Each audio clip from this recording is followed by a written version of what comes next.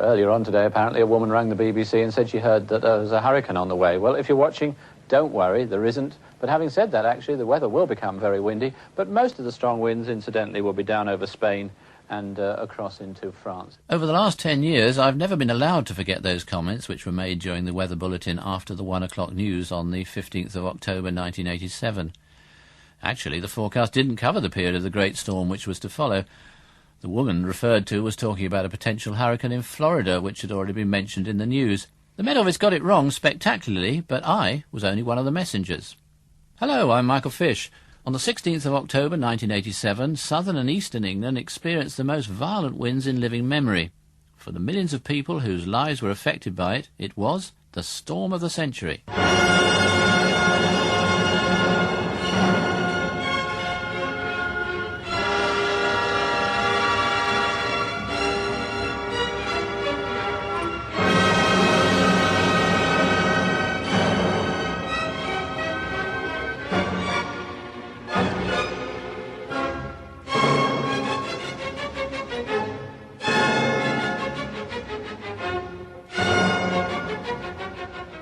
In this programme, several people who were caught up in the Great Storm tell their own remarkable stories as they remember the events of 10 years ago. My husband and I both jumped out of bed, and I was screaming, and he was going, "Oh, don't worry, we'll get him." And we were just pulling the slates and the tiles off with our hands, you know. I went to open the kitchen door, and I could hardly get it open, the force of the wind. When I opened it, it was nearly torn off its hinges. There was connecting doors between the two lounge rooms, and I remember opening the doors up and then just looking down where the upper floors had collapsed. The one thing I do remember was the noise, the wind noise. When it dropped to 50 knots, it was like standing in the middle of a graveyard. A low-pressure area formed over the Bay of Biscay and developed rapidly into a major storm centre before unexpectedly changing track, moving from Devon across to the Humber, with the most powerful winds sweeping across southeast England in the early hours. As the warm air moved north, it brought some of the most dramatic nighttime rises in temperature ever recorded. The exceptional rise in pressure after the passage of the storm fuelled the sheer violence of the winds. The maximum officially recorded gust was 106 miles an hour at Ashford in Kent. The highest unofficial reading was 115 miles an hour at Shoreham in Sussex. Just after midnight, the Channel Islands were the first to experience the devastation. Dawn revealed chaos roughly east of a line from Bournemouth to Cromer. 13 die as hurricane-force winds sweep southern Britain. Railways and roads are blocked. Hundreds of thousands stay off work. The trail of havoc from coast to coast. Many people refer to what happened as a hurricane, but according to the Met Office's official definition, it wasn't.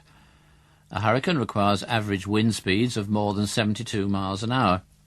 The highest during the Great Storm of October 1987 was 45 miles an hour, although there were gusts of well over double that. Also, sea temperatures need to be above 26 degrees Celsius, something far more likely in the Caribbean. 10 years ago, in her house called The Tempest at Seaford on the East Sussex coast, Chris Stanley knew something was about to happen. Well, it was a sort of strange feeling of apprehension. I felt quite sort of electricity through my body, I think is the way of putting it, and a real sort of feeling, definite feeling that something strange, something weird was going to happen. I woke up and there was a great stillness. Couldn't hear anything.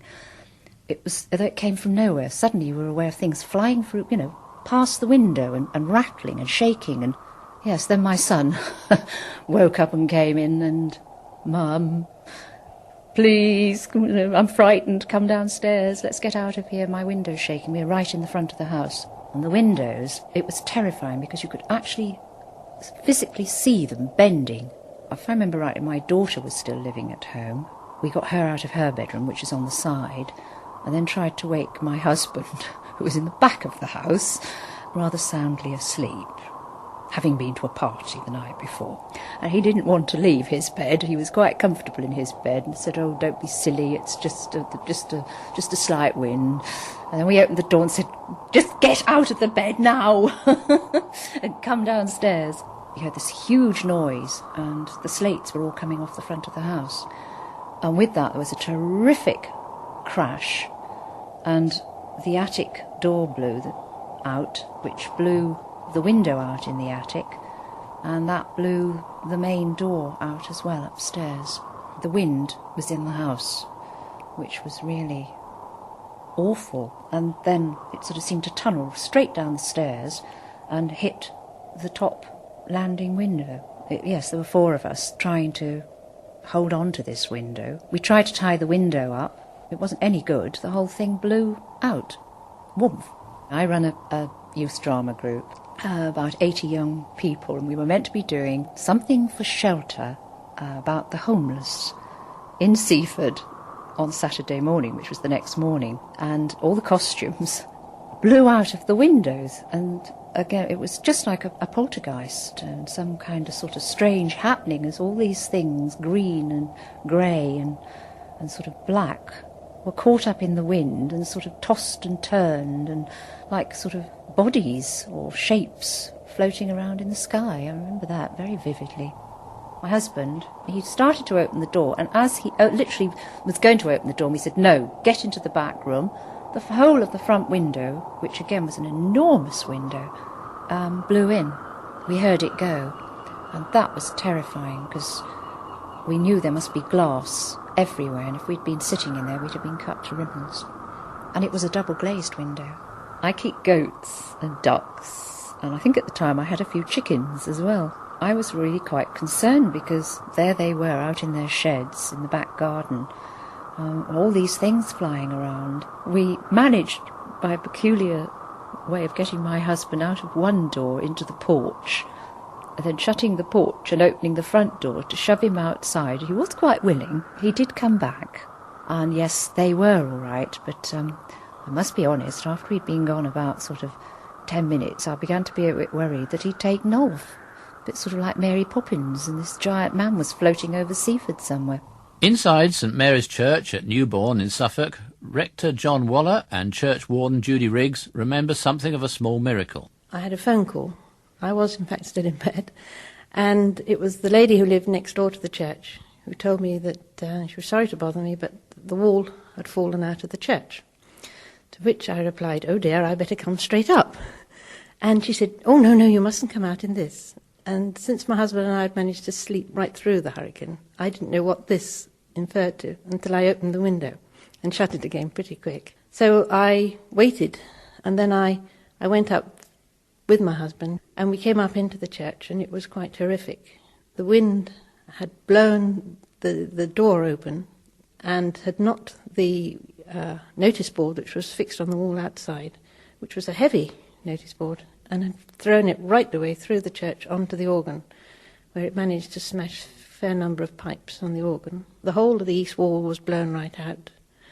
The window was completely gone. The altar was smashed. We'd had a funeral the day before, and all the flowers and the wreaths, etc., had come into. We brought them into the church. The rector, John Waller, and I had brought them in because we were afraid there'd be a storm. And when we walked into the church, the flowers were up on the rafters, and all the hymn books were up on the rafters, and some of them were bestrewn all over the floor. It literally looked as though some naughty child had been in and just folded all the pages over.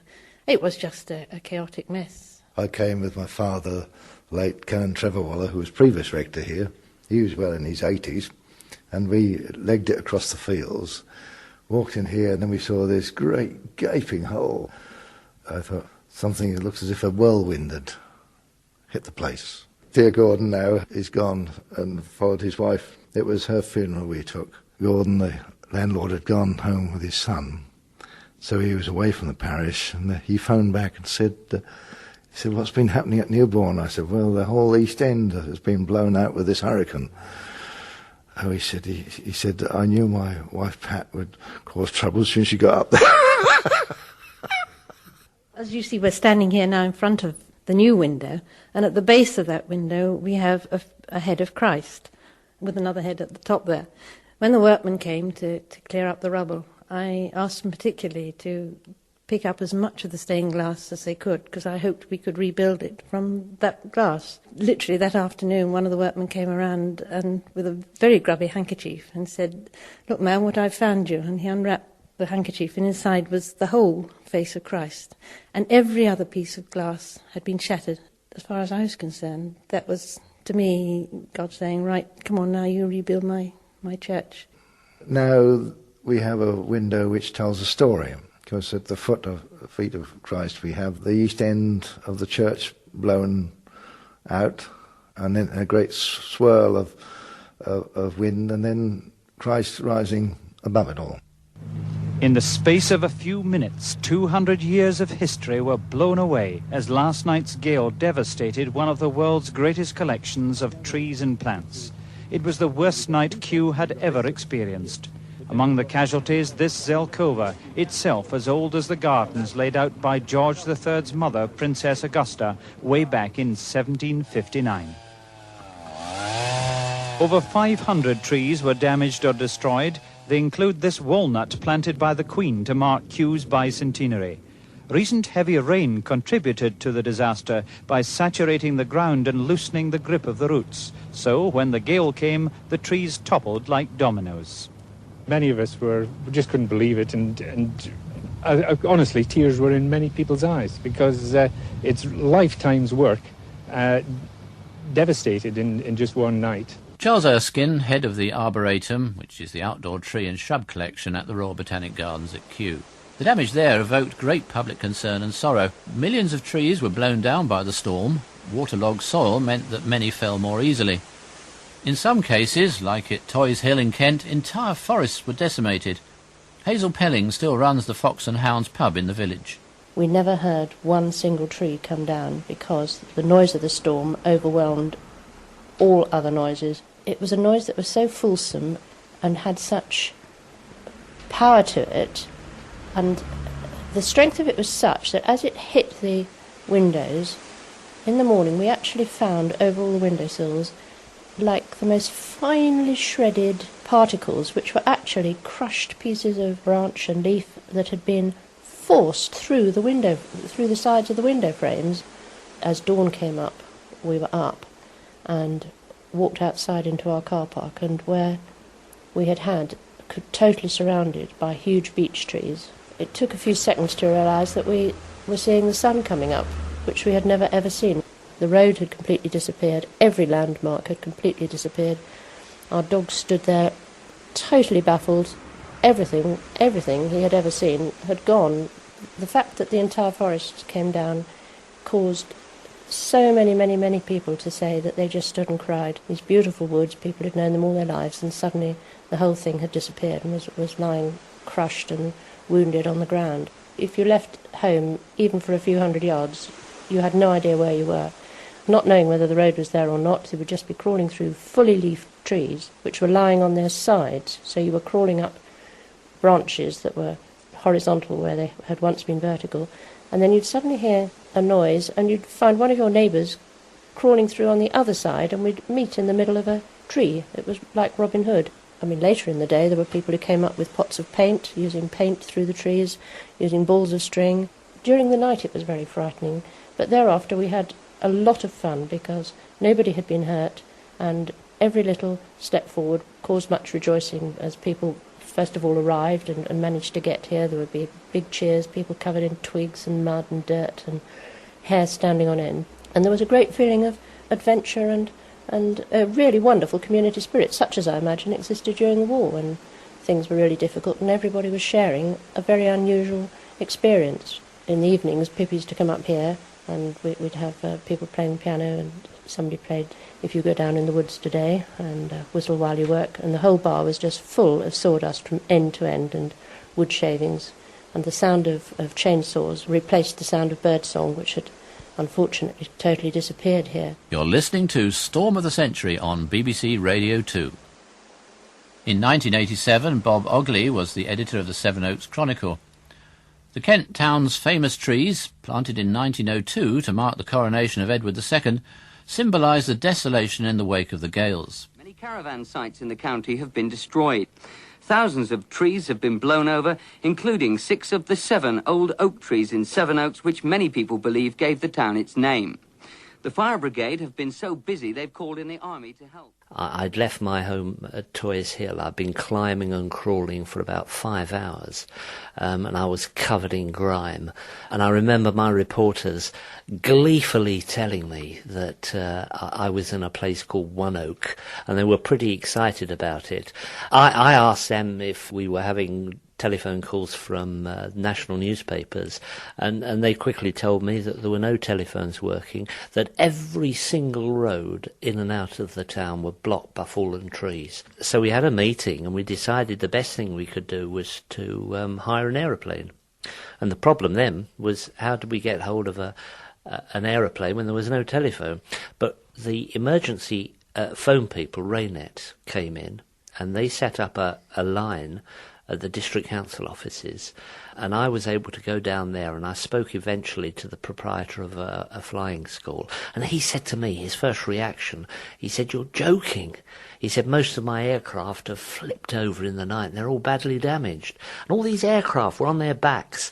And then he said, "I've got one I think might be all right." And I had a photographer in that plane who took these dramatic photographs, and one of them was the 6 Oaks on their side, on the cricket ground, and that picture was immediately in demand all over the world. 7 Oaks immediately became famous. It's got a fascinating history, but people today will, if you mention 7 Oaks elsewhere in the country, they will say immediately, One Oak. After the storm, I remember there was a mistake in translation, and television viewers in France and Spain were told that the town of 7 Oaks in England had been wiped from the face of the earth. And in Jerusalem, they actually prayed for us. There was a service for the people of 7 Oaks. And immediately after the storm, we had a hurricane fair, and it was organised by the council, and the idea was to plant 7 saplings. Thousands of people came from all over the country. I've never seen so many people gathered in the town. And we had a few personalities like Gloria Hunniford and her daughter. So we've gone from 7 Oaks to 1 Oak, and now we're 8 Oaks. At the Suffolk port of Felixstowe, the tanker, the Silver Falcon, was torn from its berth in a Force 11 gale, swept out into the harbour after first smashing into a jetty. The docks were evacuated in case of an explosion. Eventually a tug was able to tow the tanker into Ipswich. 10 years ago, staff from salvage experts Felix Arc Marine heroically tried to secure the tanker as its crew scrambled to safety. Operations Director John Gray, diver Pat Ryan and tug skipper John Ryan were among the men who got involved. I've been to sea about 20-odd years. I've never seen seas like this. It was so big and the wind was so strong, it just bowled her over. The whole river was just a mass of white foam. The waves were crashing into the dock basin here, which is normally sheltered waters. I was just in time to see John Ryan on board our tug the Grey Jumbo going out to the Silver Falcon, and he was literally rolling around inside the dock as though he was out at sea in a gale. I'd say at the time we went out, the waves were all of 25 foot high. One of the other tugs, the Ganges, had tried to get alongside and got a foul propeller in doing so. There was a lot of debris in the water. We actually managed to get alongside, unknowingly at the time that the crew had managed to scramble along the jetty, along the last remaining beam, I think, that was left. The strength of the wind trying to throw you against the side of the ship all the time. One minute we were right down level with the bilge keels of the vessel, and the next minute we were towering over the top of her. I believe it was about an hour afterwards, there was 5 of us in the wheelhouse at the time, when we made up our minds to have a go for it. We had 2 men trying to push the door open, and we just could not get out of the door. It was physically impossible until we turned the boat round. But there again, we couldn't make the attempt with the boat that way around. We had to be facing that way. My cousin Tim Gray, the managing director, he was in the office, and he said to me, how do you fancy coming with me? We'll see if we can get on board that Silver Falcon from the jetty. Pat came in, Pat Ryan. The jetty was pretty much broken up, so we thought, well, we'll have to take a ladder with us because it looks pretty dangerous. There's 2 or 3 really wide gaps. You had to be really careful because you only had a single beam to walk along in places. Just inside the jetty was a set of barge moorings, and they'd gone ashore and smashed through the jetty. The tanker had been ranging so heavily against the fendering that it had torn it all away, and all the timber work had gone, and leaving nothing but the metal framework, which had then punctured holes into the side of the tanker. All the ropes had parted, and so she effectively wasn't moored there anymore. She was just hooked up by the steelwork. Then we tried to board her by jumping into air and landing on the stern of the ship, basically. Loads of metal just protruding. It looked like she'd been opened up with a big giant chin opener, you know. So the first job we had to do was to get all the spare ropes out and then pass them ashore, just to stop it ranging, to stop the sparks flying, basically, and of course make it secure. It had torn into the side of the vessel, but it hadn't got into the skin of the fuel tank at that time, and that was the worry, that it was going to get into the fuel tank and ignite the chemicals in there. Because unfortunately, although they'd discharged the tanker, they hadn't gas-freed the tanks, and so the tanks were still full of gas, which is a highly dangerous state for a tanker to be in. I think the biggest problem for the port was that the fact that the tanker was adrift, or likely to come adrift. The wind would have driven it off the end of the jetty onto the terminal, which was full of ships at the time, and obviously if it had collided with those ships, could have been quite disastrous. On roads in the New Forest area are being warned to watch out for horses and cattle roaming through broken fences. At sea, the Weymouth lifeboat rescued 6 people from a catamaran, and a cargo ship... Derek Govard and his crew were 14 miles southwest of Portland Bill, on board the Sunbeam Chaser. The captain of HMS Birmingham, Commander Roy Clare, Petty Officer Les Hardy, and the coxswain of the Weymouth lifeboat, Derek Sargent, were to play their part in the event which followed. I was nearly rolled out of my bunk by a violent movement of my ship, HMS Birmingham, and I called the officer of the watch on my intercom and said to him on the bridge, "What are you doing, officer of the watch? You're supposed to be on a quiet patrol." And he said, "It suddenly started to blow very hard, the sea is getting up, and we've got a yacht in distress on the radio. Would you like to come up?" We were taking waves right down the length of the boat. The crew were inside the boat, and I was the only one in the cockpits. Several times we got picked up and thrown round, and then we had to make our way back into the wind. The female nurse, Gwen, was very violently seasick. She wanted off. It was pitch black, and I moved over to the radio, and I was able to hear this yacht just beginning to call the Coast Guard again to describe his plight.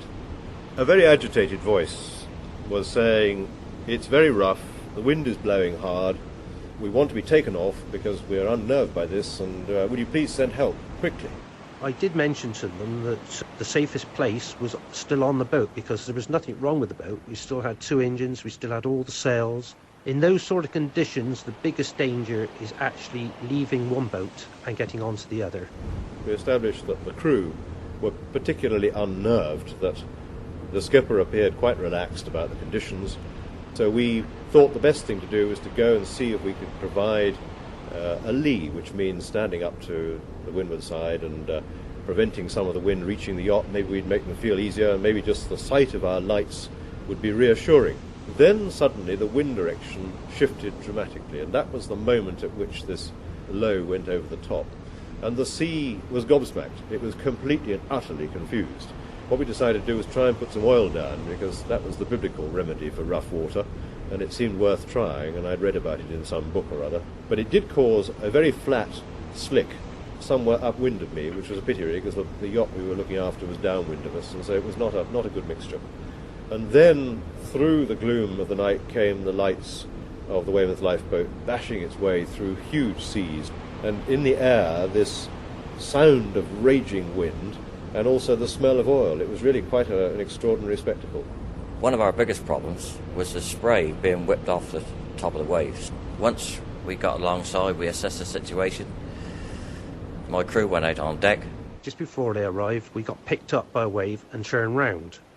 So the lifeboat then set up daylight flares, and I could see he was coming down behind me again. So I just held as near as possible a compass course and left him to do the work. The seamanship of the skipper of the lifeboat, the coxswain, was absolutely superb.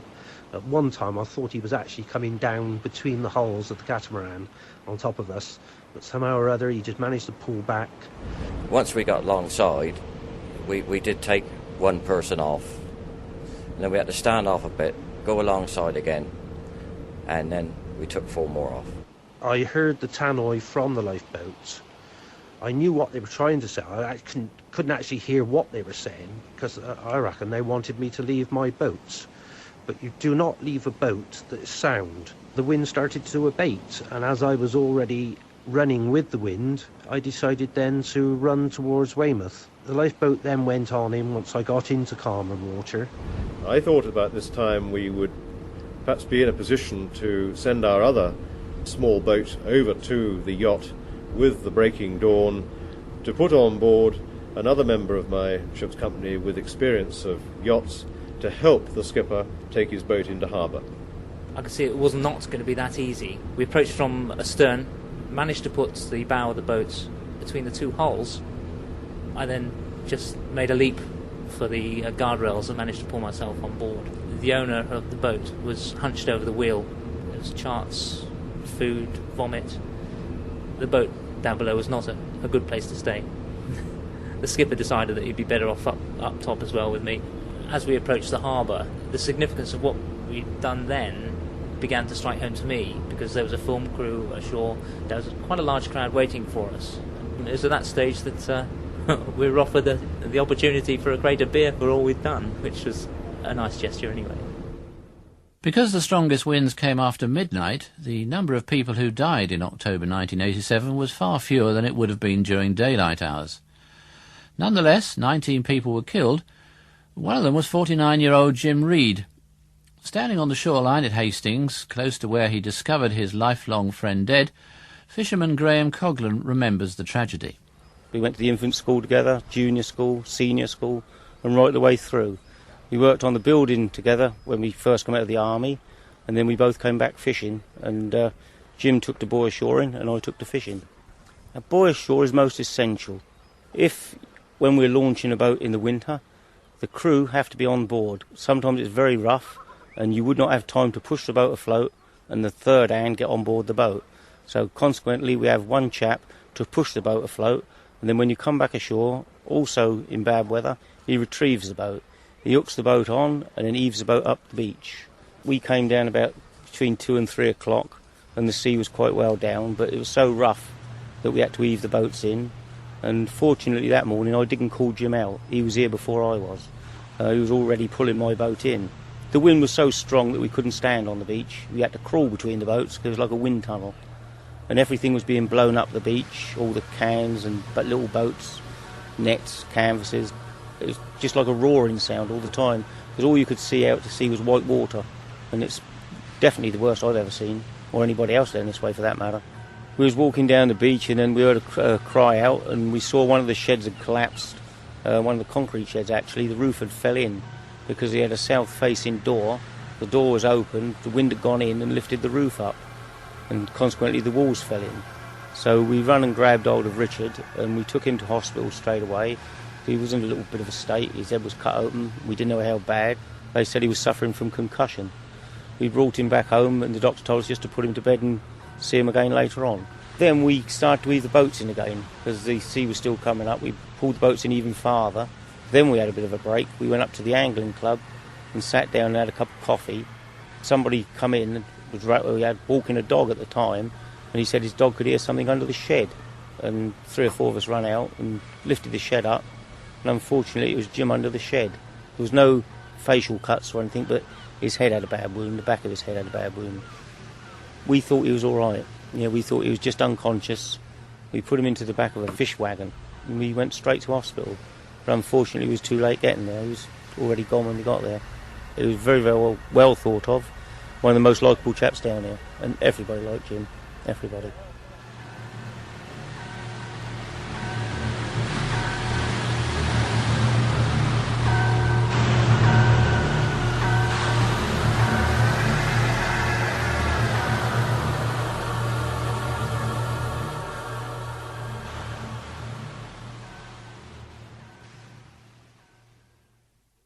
This is Michael Fish on BBC Radio 2 with Storm of the Century.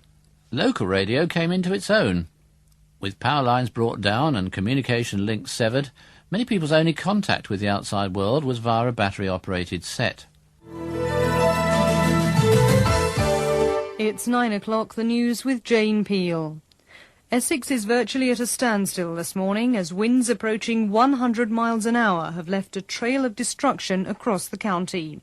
Thousands of trees have been blown down, blocking roads and pulling down power lines and damaging buildings. Much of the county is without power. Some people are without water. The wind is still blowing here on the seafront and it looks very battered. As I drove along past the Westcliff Leisure Centre, I saw a group of chalets with their roofs ripped off and the inside furniture strewn about the road. Trees along Marine Parade have been uprooted and tossed willy-nilly, and the cliff's gardens would break any gardener's heart. As you can hear now, the seafront's Golden Mile alarms are sounding and the clearing up operations are taking place. So, how much damage has been done inside? I mean, the water's pouring through into the arcade itself. All the machines look like they're soaked. Oh, that's right, yeah, there'll be quite a bit. You know, wasn't quite the amount of money's worth to be put right, especially the roof and all the interior and that. It's just literally gone. Literally gone. When you came along the seafront this morning, what else did you see? Well, basically, there was no windows in that. A van turned over there because, my wife's mother's come round because a tree landed on her car and wrote her motor off. So, she ain't happy this morning. It's 9:30 in the evening. I'm standing on the concrete apron at the side of the Warren in Folkestone, where the Sea Link ferry Hengist, all 5,500 tons of her, ended up in the early hours of Friday morning. The plan is in the next few hours to pull her off. Heavy tugs are waiting offshore to do that part of the task. Here on land, the hole in her side has been cleared of concrete, and everyone is standing by for what will be a very complicated, but hopefully within a few hours successful operation. The deputy editor of the Surrey Mirror, Mark Davison, ran the headline, "Furious Gales Tomorrow, warns our weather expert." And that was on the day before the ferocious winds. He was acting on the forecast predicted by freelance weatherman Ian Curry.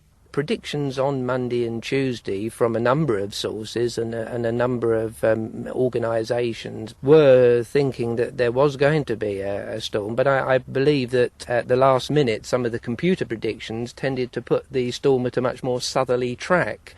I had my doubts about that, as much really from the track of the previous depressions, which had caused so much rain and had been so active over southern England that week, that I was really of the opinion that I thought it would go a little bit further to the north. There was something else that you can't explain in terms of pure science for that week. And I seemed to sense this gut feeling that the weather was perhaps behaving rather more violently. And of course that week it seemed to be the case. That evening, the deputy editor phoned me up and said, "We're going to have egg in our face. This furious storm, I look out my window now, there's not a leaf stirring." I was very worried by the evening. I walked around the streets of Reigate. I thought, I'm going to look really stupid in the morning when I have to face people who've had a really calm, quiet night, a bit like it is today, sitting here on the top of Reigate Hill overlooking the Weald. And literally, within seconds after putting the receiver back on the telephone attachment, I looked out and the small trees in my road were beginning to sway. Half an hour later I looked out and I saw a dustbin lid cartwheeling down the road, and then numerous milk bottles just hurtling down the middle of the road, and trees were just thrashing about like there was no tomorrow. I went to open the kitchen door and I could hardly get it open. The force of the wind, when I opened it, it was nearly torn off its hinges, and it was like the sound of express trains roaring past the front door, and then a pause, then another express train, and in the distance I could hear buildings collapsing, huge trees being torn from the ground. I then looked at my weather instruments, and the first thing I saw, it said Southend 180 degrees, gusting 86 knots. And when I saw that, I knew that this was no ordinary storm. 9 months after the ferocious winds and the power cuts that accompanied them, a baby boom was expected. But some mothers were giving birth in the middle of the great storm. One new arrival was Francis Esposito's son Peter, at Ardingly in West Sussex. It must have been the early morning, and I knew that Labour was well established, and it was getting to a point where I thought by the time we've got boys organised and myself and my husband sorted out, that I ought to start thinking of going off to Crawley Hospital where I was booked in. So I phoned a friend in a neighbouring village who had agreed to look after our boys and sort them out for the rest of the day should the need arise.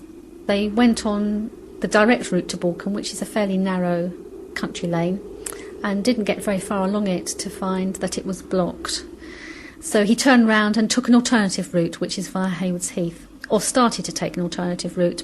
So he turned around, came back into the village and stopped at the policeman Terry Edgeler's house and asked him if there was a way out. The policeman told Claude not only was there not a way out, that all 5 roads out of the village were blocked, but now the telephone lines were down and the direct communications that the police had were not working.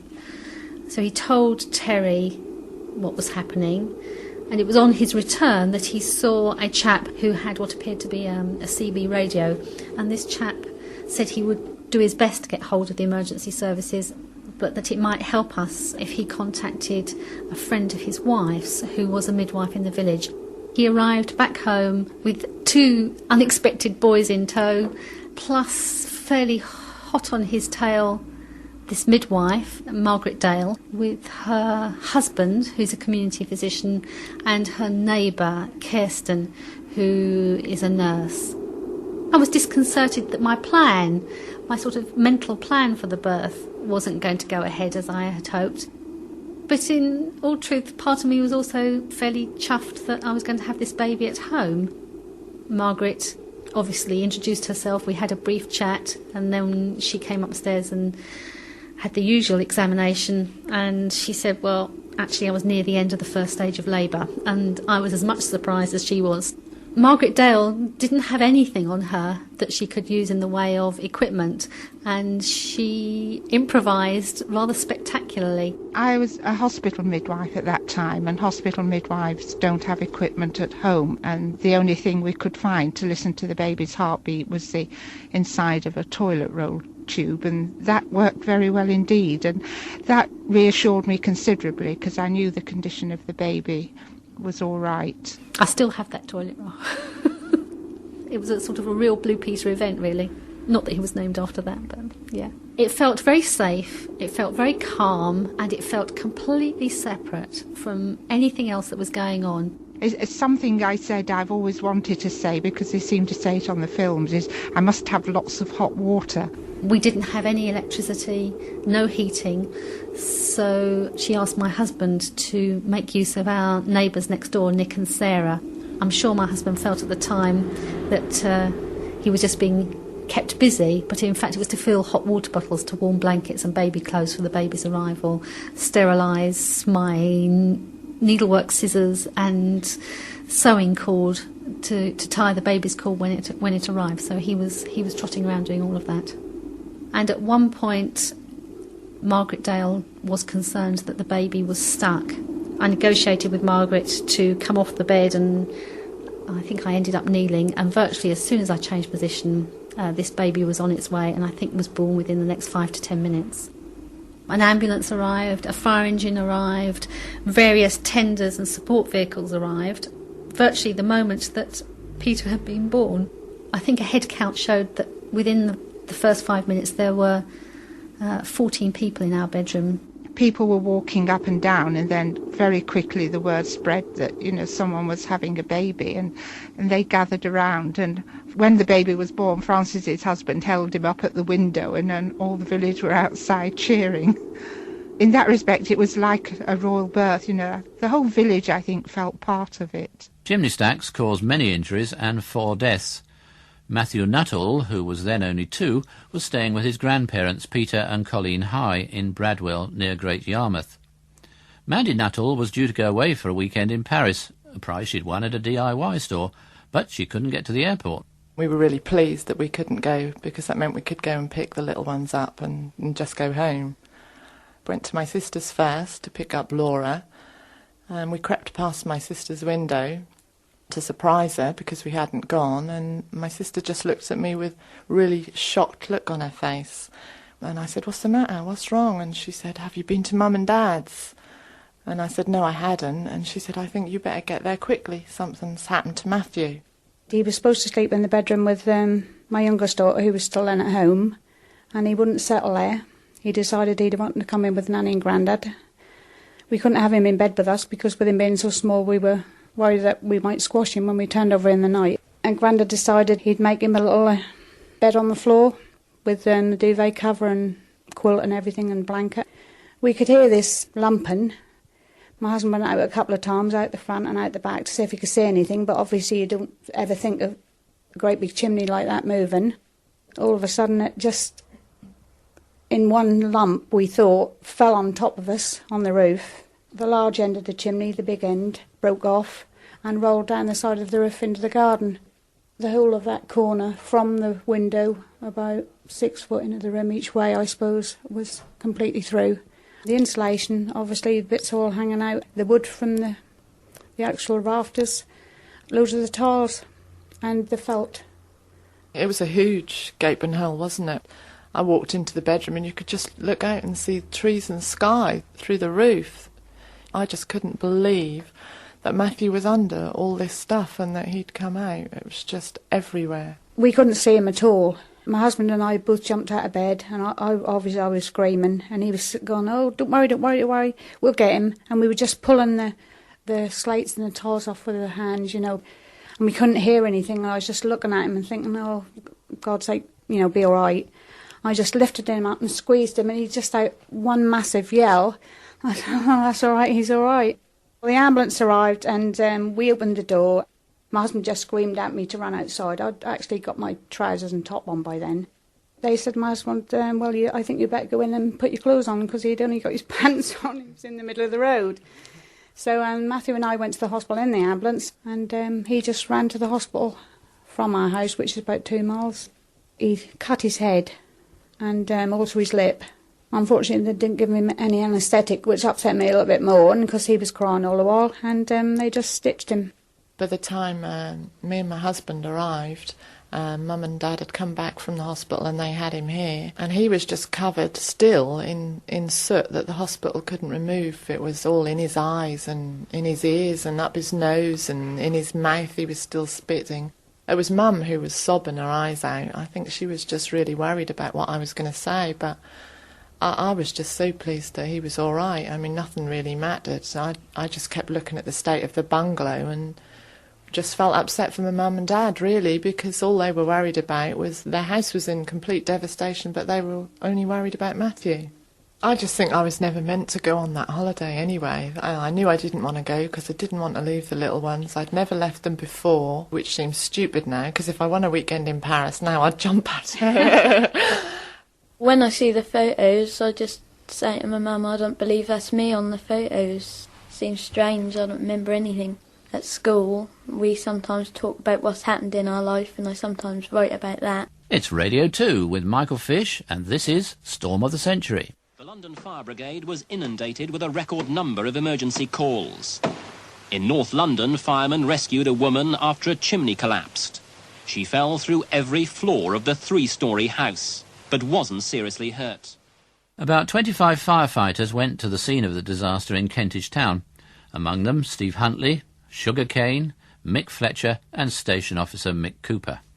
From the front of the house it just looked like there was nothing wrong at all until you went to the rear of it and it was just a shell. The front door was open, so we went in to investigate and we could see that the upper floors had been smashed down by the chimney stack that had fallen through the roof, and the whole mass had fallen through into the basement. I can recall going in onto the first floor and there was connecting doors between the 2 lounge rooms, and I can remember opening the doors up and then just looking down where the upper floors had collapsed. On the edges of the walls where parts of the floor was, the upper floors were still there was some furniture still against the walls. There was a fridge, a Welsh dresser, and some furniture still on the side, so it did look strange, and obviously that was all likely to fall in at any stage. There was quite a lot of masonry still above the roof level that could have come down at any time, and there was nothing we could do to make that more safe. The neighbour told us that there was a woman in there, and so the crews started to search, although we didn't have a specific area And then it was the problems such as turning off the electricity, water and gas. This proved a bit of a problem because of all the debris. So I asked the neighbour if he could help us. He disappeared and came back to say that he'd got the landlord on the phone. So I went in the house next door and spoke to the landlord, and he was very vague about where the location of the electricity, gas and water supplies could be shut off. So I asked him if he could come round and indicate where they were, to which point he said that no, he couldn't because he was speaking from India. Station Officer Cooper directed one crew into the basement to work from there to search for a casualty, and then myself and 2 other firefighters were working at the top, actually working our way down over the collapsed floors. And then we discovered the casualty. Well, we actually discovered just her hand to start with, and then as we uncovered it, we discovered more of her body, and then she started talking to us then, and we were trying to reassure her, and she was lucky because the bed had actually come down with her and twisted over in the fall, and it actually cushioned debris on top of her. But what a precarious position, it took quite a long time to actually get her out. She had lots of cuts and bruises, and she'd broken a hip, I believe. For someone to fall 30 or 40 feet and be buried under several tons of rubble and to almost walk away from it, it was, I was very surprised. The woman who survived the fall was Leslie Hussein. I remember everything because I was actually awake at the time, and I heard this enormous crack, which must have been the chimney stack falling in, and in that split second I saw the ceiling actually cracking up. It wasn't enough time for me to try and make sense of what was happening, and then the next thing I knew I was just like flying, I suppose, when I must have been falling through. Then I realised, because I couldn't move, that it wasn't a dream, and I thought it was an earthquake, or so I imagined that the whole street had been flattened, and therefore it's very unlikely I was going to get help. But it seemed like a long time before I heard voices, which were the voices of the firemen shouting to see if there was any life there. They had to sort of call for a silence and then ask me to shout out. But once they could hold my hand and then sort of remove the rest of the rubble from my legs, it just felt much more comforting. They came to see me in hospital later with a bunch of flowers. Barry Patton now lives in his native Australia, but 10 years ago he had the most extraordinary rail journey of his life. He was travelling back to his home at Redhill in Surrey after a late shift at the News International plant in London. The journey was uneventful until the train was close to a tunnel under the North Downs. We were going through the north cutting, the London side cutting, approaching this tunnel, when there was an almighty crashing, grinding sound from the front of the train, and it got nearer and nearer, and in fact the noise continued underneath us and went behind us. So we'd obviously hit something and run over it. The train came to a halt eventually. Once it was inside the tunnel, electricity was lost, and everyone was saying, "What's that?"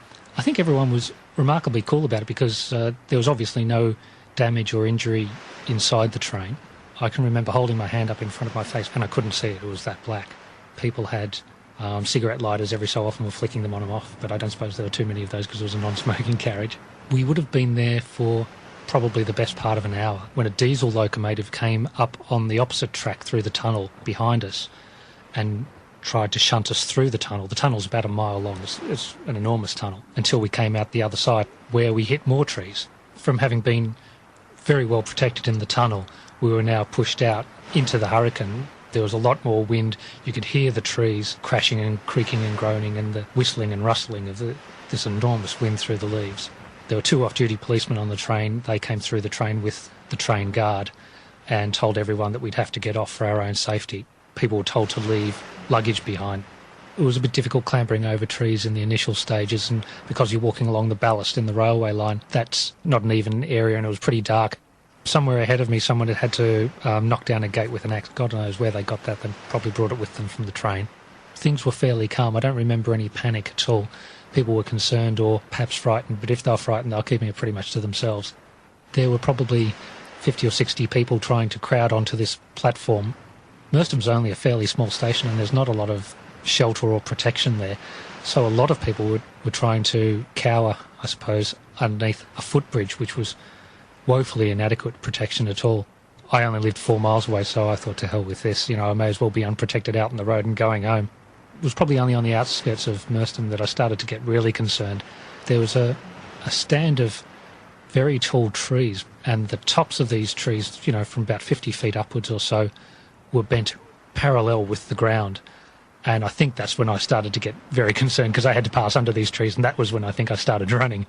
Heading along there's a fairly major corner called Gatton Point, and parked in the middle of this intersection was a police car with its blue light on top, and there were two policemen from this car who were, in hindsight, it's quite comic. They were chasing bundles of roofing insulation around the road. One of them came out with the classic understatement of all time, said, "You shouldn't be home on a night like this." Continued from Gatton Point towards Red Hill. I was probably only about a mile or so from the centre of town, and there was a sort of a scraping, scratching sound coming from behind me. I looked around to see what was either a fair-sized tree or a bloody big branch bearing down on me from behind. It was in more of a hurry to get to Red Hill than I was. There was nowhere for me to run. I had to jump onto a fence and hang on for dear life until this tree blew past, and it just kept going. Eventually got to Red Hill, and that was where the whole town, every alarm bell in the place must have been ringing. It was deafening, sort of cacophony. Everyone thinks I must get home. It's sort of a place where we think we're safe. In fact, you know, on the train in the tunnel was probably the safest place we could ever have been. But we'd left that, and to get from there to home was probably one of the most dangerous things I've ever done. What happened to the remaining passengers was later discovered by the deputy editor of the Surrey Mirror, Mark Davison, in a most unlikely place whilst on holiday. While up the top of a Greek taverna in the mountains of Corfu, I was just relaxing with a Coca-Cola and a pizza, and I heard the couple on the next table, the only couple sitting there, talking about their dreadful experiences during the hurricane in England just 2 days earlier. They were passing through Surrey on that night, coming from Victoria to Gatwick, when they got stuck in Merstham Station for 2 hours with the winds howling all around them outside. And then the train was shunted out, and then windows started to crash, speared by branches, and they had to be pushed gradually into Red Hill several hours later, and then they were told to leave the train because of the dangers and spend the night in the post office canteen at Red Hill, and there they lay on towels trying to get some sleep before even that was in danger of falling windows and debris falling in. So they had to quit there, get back on a train and wrap themselves in towels and newspapers to try and shield themselves from damage. And eventually, next morning, a coach weaved its way to Gatwick with them and reunited them with their luggage. And eventually, 25 hours later, they went on their way to Corfu. Hundreds of linesmen and engineers have been drafted in from all over Britain to help the South Eastern Electricity Board rebuild its network. Seaboard says only a handful of people still face another night without power. At lunchtime in Bow Beach near Sevenoaks, there were still 3 homes which had been without power for 15 days. In one of the isolated cottages, 80-year-old Billy Baker sat huddled over a coal fire. I've never had such a thing like this happen in all my life. Not when I was abroad in the army or anything. I've got good neighbours over the road. They've cooked me food and that at weekends. No hot water and no bathroom. I'll get cold water, and of course I've got a kettle and put that on there. In a field behind the house, linesmen from the Midlands were repairing power cables brought down by fallen trees. I mean, it's very tiring and that, you know, because we're working a fair number of hours, but people are doing their best to look after us. And obviously the people are very pleased when they are reconnected. I suppose it's the worst we've ever seen. There's trees down everywhere. And, you know, all the lines are down completely from one end of the job to the other, very nearly. And one of the last jobs before these men go back to their base in Hereford tomorrow was to restore electricity to Billy Baker. Your electric should be now on. Thank you. Are you going to turn the switch on then, Mr. Baker? Hooray! Well, I'd like to thank all the lads that have been working their hearts out for this last 15 days to get it back for us, because they've had a terrible job. And may God bless them for the rest of their lives. Cheers.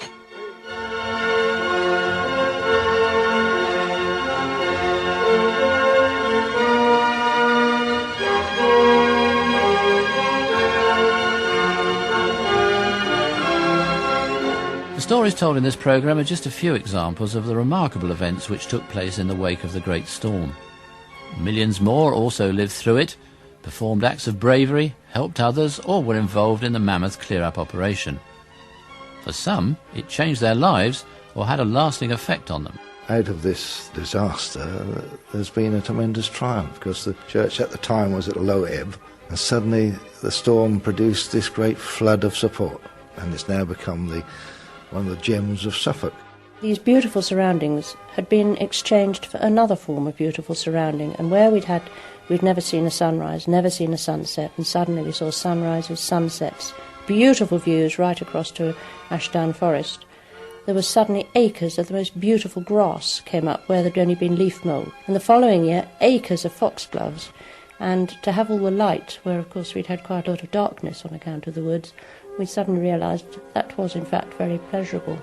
I thought, having seen the photographs that we took from that aeroplane, that it might make a good book and we could raise some money for the recovery, for the replanting. I couldn't find a publisher, so my family decided that we should borrow some money from the bank and publish the book ourselves. We got it out at the end of November and we called it In the Wake of the Hurricane, and by Christmas we sold 21,000, and in January we went into the national bestsellers. And that encouraged us to do a national edition, and that book, when it was published, stayed in the bestsellers for 7 months. It completely changed my life. I remember at one time we got to number 2, and we would have been number 1 if it wasn't for Rosemary Connolly's hip and thigh diet. And I thought I'd never have a better chance of doing what I always wanted to do, and that was to write books for a living. And so I left my newspaper and set up as an author. And people say to me it was an ill wind, but as far as I was concerned, it was a wind of change. There was perhaps one incident that highlighted why I stopped teaching, is because I was asked to do a breakfast show, and I had to go to the headmaster and say to him, would you mind if I could give up my playground duty because I've got to do the breakfast show before coming to school. And when that occurred, I thought, well, I've got to make a decision. 10 years on from the storm, I'm actually, this year, 1997, my total is 265 talks to a whole variety of groups and societies, schools, colleges. Claustrophobia before was based on something I hadn't really experienced, and now I have. It's about being trapped and not being able to do anything about it. Soon afterwards I stopped using the underground and the lifts, so I haven't used them in years. It actually taught me an awful lot, boat handling wise, weather wise, things that you'll never get a chance to learn again, really. It's stood me in good stead over the years. For that rescue, I was awarded a bronze medal for gallantry for the Royal National Lifeboat Institution, and my crew were presented with medal certificates. He's got this bike race, what they have every year at Hastings Carnival Week, that's dedicated just to Jim, because Jim used to have an old butcher's bike and he could ride up Crown Lane sat in the saddle, which nobody else could do at the time. And so now they've got the same bike, and the lads try to ride up Crown Lane, which is a very steep hill. I had a letter from the Secretary of the Royal College of Midwives commending me on my improvisation, which I treasured very much. When you're a midwife and working in hospital, you're very conscious that you've always got everything there at your fingertips. You've all the equipment you need, you've all the facilities you need. And this reassured me and gave me confidence that I could actually cope with nothing.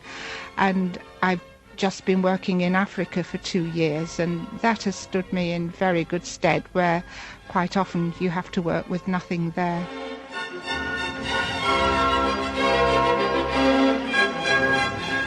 It was undoubtedly a severe storm for any part of Britain, but northern Scotland, for example, regularly experiences violent winds. If it hadn't happened in London and the south-east, affecting a large part of the population, I wonder whether the storm of the century in October 1987 would have got quite so much attention.